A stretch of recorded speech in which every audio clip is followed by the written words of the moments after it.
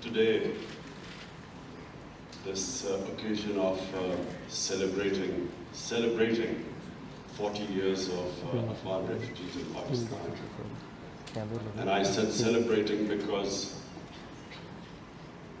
there are not many instances in the modern world where those who have been refugees have conducted themselves with such dignity and honor.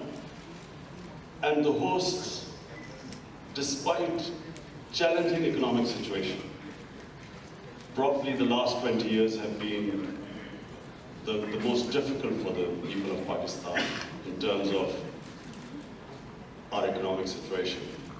So the hosts, despite unemployment, competition for jobs, the way they have kept the wonderful relationship with the Afghan refugees. Let me just point out a side effect, a pleasant side effect of the Afghan refugees. The children in the refugee camps started watching the Pakistan cricket team and learning how to play cricket. And Afghanistan today has an international cricket team. But the embarrassing thing is that their under-19 cricket team beat Pakistan under-19 cricket team.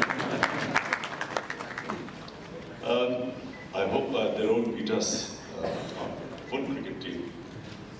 But this is a remarkable relationship that has endured. And I again repeat, considering the situation in Pakistan, what we faced, what our economy has faced. And it reminds me of one thing which I learned when I was raising funds in my country for various charities. That generosity has nothing to do with one's bank balance. A country in the situation that we were, and I really say with pride that the way we have hosted our refugees. Bear in mind that Pakistan, when it came into being in 1947, had the biggest refugee problem. And my mother's family, of course, also were refugees coming from India in 1947. I want to refer to what the Afghanistan Vice President said when he talked about our Holy Prophet, peace be upon him, and the Muslim migrants to Medina.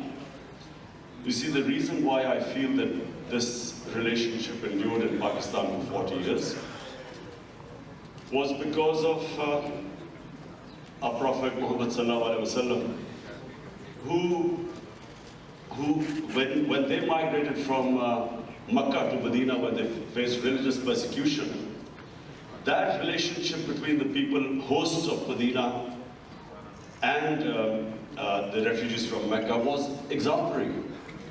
And it has stayed in the Muslim psyche for all these centuries. And the second aspect I want to highlight about the great characteristic about our Prophet Muhammad sallallahu alaihi wasallam was that he was the ultimate leader. He believed in uniting human beings. This title given to him in our book, Holy Quran, was a mercy for mankind, not for Muslims, for mankind. And he showed an example of forgiving all the people who persecuted him and then uniting human beings. And this is the hallmark of a good leader. We love Nelson Mandela because he forgave the people who persecuted him, united human beings, saved South Africa. And unfortunately, when we look at much richer countries, this is not the case. Political leaders used refugee problem for dividing humanity. To get votes, they transfer hatred towards the refugees who already are suffering. Who wants to be a refugee? It is probably the most difficult decision for a human being to leave his home. And so as it is, the refugees are suffering because they are refugees. And on top of it, they face the xenophobia. in so many influential, affluent, rich countries. On top of it, we have this new phenomenon after 9/11, Islamophobia.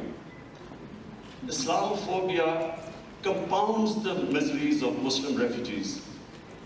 And Islamophobia, we all know, it came after 9/11 because terrorism and Islam were equated, Islamic terrorism. People could not tell the difference. The extremes in a human society, all human societies have moderates, liberals, and extremists. And if you concentrate on the extremes of a human society, you can demonize any human society. When as a teenager, when I went to England for the first time, there were these people called the skinheads. They would go around beating people because of the color of their skin. Imagine if I had defined the British society by what I saw of the skinheads. I would have ended up demonizing one of the most liberal societies in the world. This is what is happening with Islam. And that's why Muslim refugees suffer more than other refugees. Mr. Secretary General, I'm especially worried about what is happening across the border in India. An extremist ideology has taken over a country of over 1 billion people with nuclear arms. The ideology which talks about racial superiority and then shifts the blame for why this race hasn't attained its so-called great potential, they shifted towards another minority and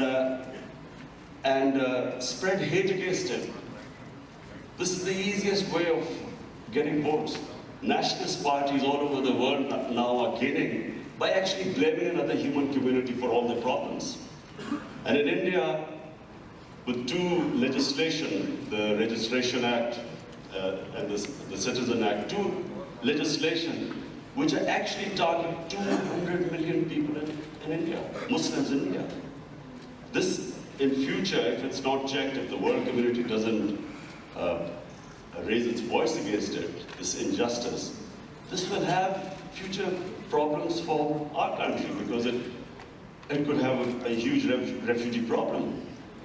The BJP leaders, we watch them on television. When people protest against this unfair legislation, Muslims protest, they tell them to go to Pakistan.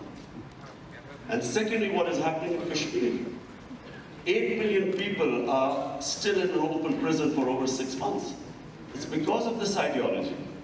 And this again has severe implications in the future if the world community doesn't raise its voice against it. And finally, about Afghanistan, the Afghan Vice President, thank you for saying complimentary things about me, but let me just clear first of all. It is my belief, it's not something I'm saying because of this conference or because I'm being a diplomat.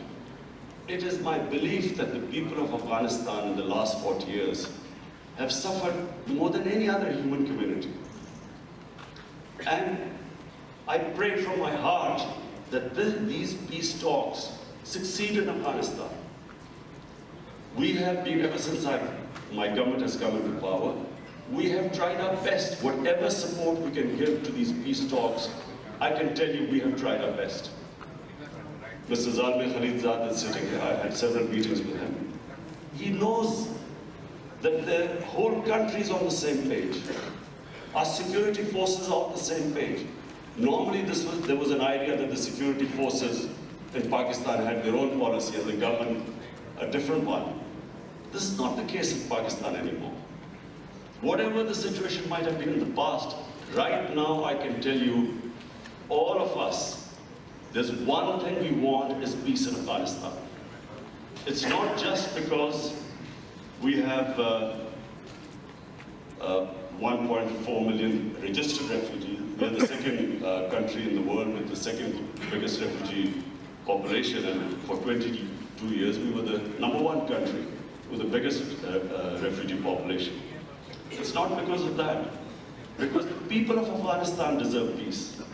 That's the most important thing. Just on as a human being, we should all hope that the long-suffering Afghan people finally have peace. And we will be doing everything. We are doing everything to facilitate this process. And not only doing everything, we're praying that this peace process now moves forward in the right direction.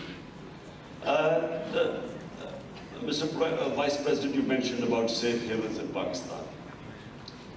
I can tell you that there are no safe havens here.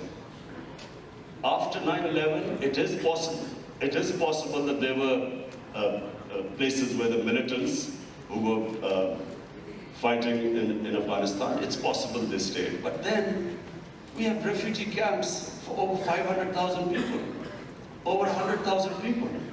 How is any government supposed to check a few thousand militants if they operate from within them? In a way, it is important for peace so that the refugees, the conditions in Afghanistan are such that the refugees can go back. So then we can take responsibility if someone operates from this side.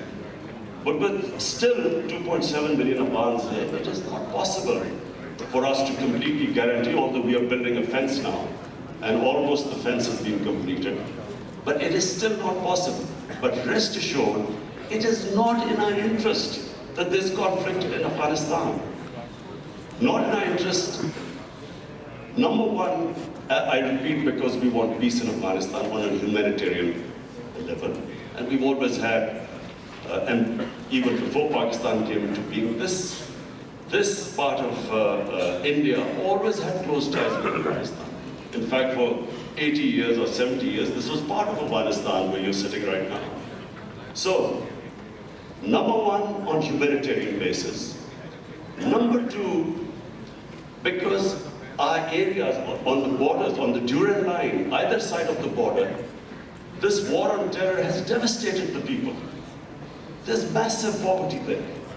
And the one way we can actually bring jobs and prosperity is by having trading relationship and peaceful relationship. So, to rehabilitate the merged districts that have become part of Pakistan, and at one point, half the population of the merged district was internally displaced, internal refugees. So to bring them, give them jobs, bring prosperity, we need peace in Afghanistan. And then, for the future, the connectivity between Pakistan, Afghanistan, and Central Asia, as Mr. Vice President mentioned again, that is the future. Trade. It is how we will give. We have the second youngest population in the world. We need to give them jobs. Jobs won't come with conflict. We need peace. So let me assure you that it is not in the interest of Pakistan for there to be any strife in Afghanistan. Whatever, I don't know, whatever the policies might have been before, but I can tell you, since 1.5 years my government has come into power, we have done everything, and I really mean everything, to facilitate the Afghan peace process. Finally, Secretary General, I want to especially welcome you here. I want to welcome you because it's a very important time. I think the UN must play its part. I don't say it as political point scoring. I really am worried of what is happening in India. And it's not just me who's worried. If you look at the demonstration in India, what is going on, the civil society, the intellectuals, the opposition party members, everyone is worried what's happening there. I know India. I used to play cricket, and cricket, as you know, the India-Pakistan cricket match, was bigger than most of you probably watch Soccer World Cup. This was the biggest event that ever used to take place. And I can tell you, this is not the India I know. This is not the India of Nehru and Gandhi. This is something unique that's happening. And as a student of history, whenever an ideology that is based on hate and which brings in this ultra-nationalism of any race, it always ends up in bloodshed. This ideology was inspired by the Nazi Germans, by the Nazis. You just have to read what their founding fathers said about the Nazis, how they admired them, the racial purity, and how the ethnic cleansing of Jews was accepted by them. And if this ideology is not checked, like in the 30s, the Nazi ideology was not checked, it will end in massive bloodshed. This is not a small joke, a country of over 1 billion people. Pakistan, a country of over 200 million people. And in future, if the United Nations does not play its part, this could become one of the flashpoints in the world. And that's why I'm not to alarm you, but prevention is better than cure.